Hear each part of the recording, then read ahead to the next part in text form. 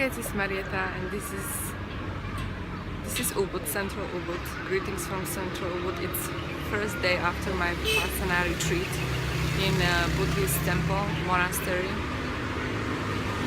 It's very hard to talk actually, because when you are in silence for 10 days, first of all, it's very hard.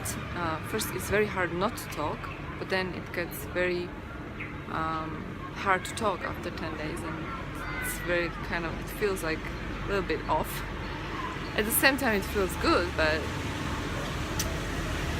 so a little bit hard. But I want to do a short video on what I experienced there and how it transformed my life, and I will also do another longer video when I get back to reality and when I recover. As you can see, also I'm in this very busy street, so I'm changing location. Tomorrow I'm changing location because it's impossible for me to stay here. It's just too much noise.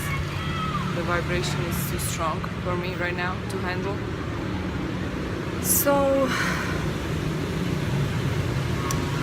Vipassana is a technique, Buddhist technique that basically Buddha invented. There are two types of meditations. One is tranquil meditation, and another one is Vipassana. In tranquil meditation, you focus on your breath. Basically, you just focus. But in Vipassana, you focus on the object, and the object can be anything that you can observe within, of course.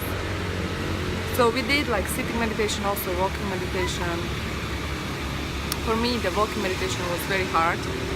Sitting meditation was easier, but still it's very hard because unless you are an experienced meditator and you are sitting in the cross-legged posture, it's quite challenging.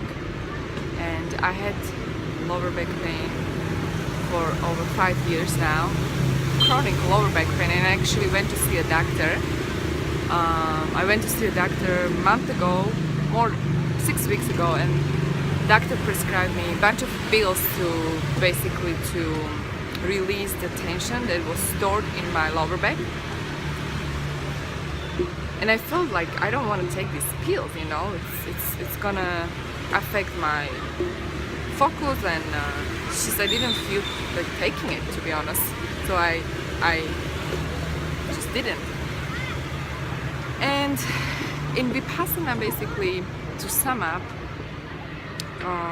what it means is to accept and observe what is. And it can be anything. It can be your negative feelings, your pain.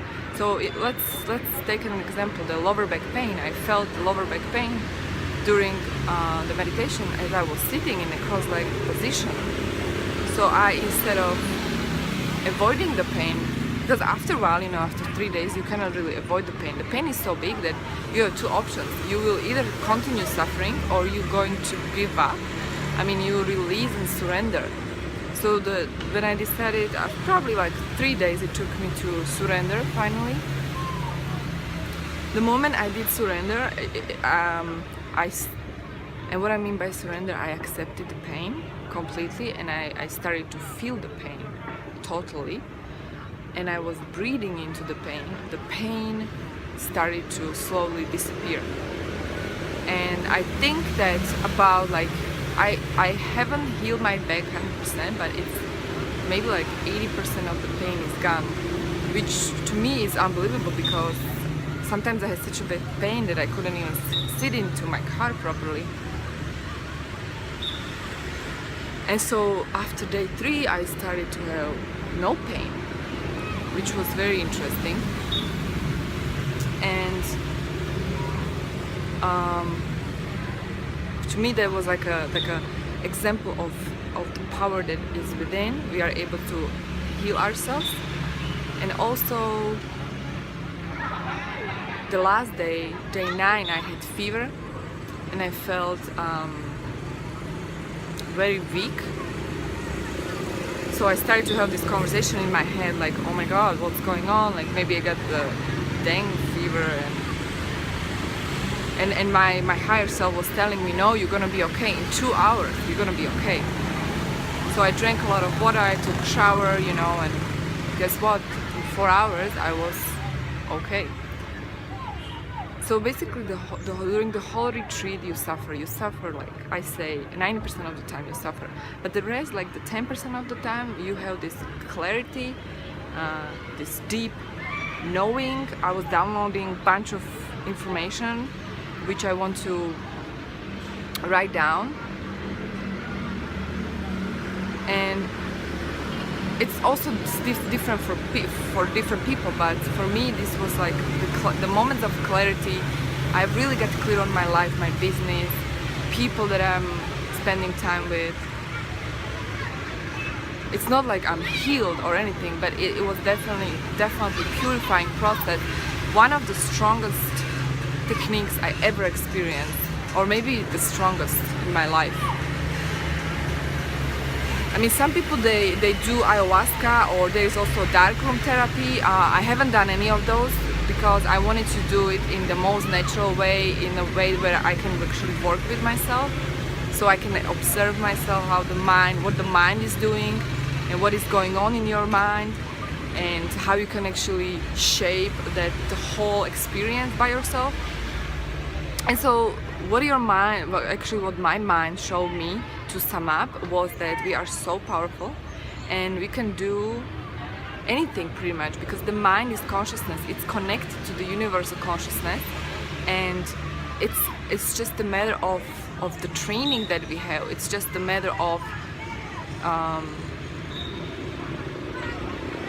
effort that we put into our daily practice. And it's necessary to meditate every day and to be in silence, isolated from the rest of the world, so you can actually enter the real world. You can enter the truth, you can enter the infinity, you can enter the field. And when you enter the field, you're going to get the information. For you, it might be intuitive downloads, or things that you know you need to do, or people you should talk to, people that you got good for you, that will connect you. And then a bunch of synchronicity started to happen. For example, like I would judge someone there, and then immediately something would reveal to me that the judgment was wrong, and I actually immediately understood why I judged the person. Or for example, I was looking for a book. We had like these little books that we were chanting from, and suddenly I couldn't find the book. And I closed my eyes and I let it go. It was in a temple where all of us sat together, and like 5 minutes later, or I don't know actually, because the time is different there. The time is like fluid. It's not like, 1 hour feels 5 minutes sometimes. Sometimes 4 hours feel 1 hour. Sometimes 5 minutes feels 5 hours. You know what I mean? So it's really it's fluid. It's not linear time. So suddenly I opened my eyes and I found the book. The book was there, right there. But like 5 minutes ago or whatever, how many minutes ago, it wasn't there. So things like that were constantly going on. I did a lot of forgiving to myself and forgiving to people as well. People that I hurt, and vice versa. And it was really the most purifying experience of my life, even though I can tell that I suffered 95% of the time. But it's worth it, and I will do it again, and I can recommend this to everyone who is ready for the change, and everyone who is sick and tired of living the life, like sort of like you feel that this is not the life that you want to live, or this is not the reality where you belong, or you feel like you don't actually belong anywhere. This is for you. This Vipassana is for you. And if you do Vipassana, make sure that you stay, commit to stay till the end, because it's absolutely necessary for you to stay till the end if you want to see the results, and the results will come.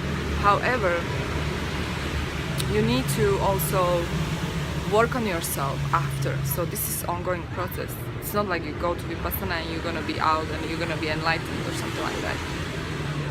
So anyway, I hope this video helps you. And if you have any questions, please leave them below. Also, it's very important to choose the right Vipassana center, because Vipassana is all over the world, but if you work with the good people, we had the monk, very experienced one, he was high level, doing this Vipassana for over 46 years, so I was very lucky. I didn't even expect it. It was definitely a miraculous journey for me. And also I met so many wonderful people there that I connected with without actually talking.